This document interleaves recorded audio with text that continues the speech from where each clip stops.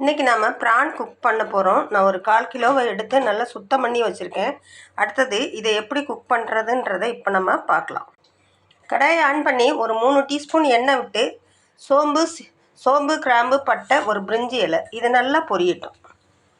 இது நல்லா பொரிஞ்சிருச்சு. ஒரு 150 கிராம் வெங்காயம் எவ்வளோ பொடியாக கட் பண்ண முடியுமோ அவ்வளோ பொடியாக கட் பண்ணி கோல்டன் ப்ரௌன் வர வரைக்கும் இதை நம்ம நல்லா வதக்கி எடுத்துக்கணும்.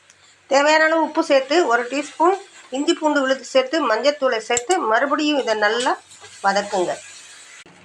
இது கூடவே குழம்பு மிளகாய் தூள் சேர்த்துக்கோங்க, காஷ்மீரி சில்லி பவுடர் சேர்த்துக்கோங்க, தக்காளியை சேர்த்து தக்காளி நல்லா மேஷ் ஆகி வர வரைக்கும் நல்லா வதக்கிடு.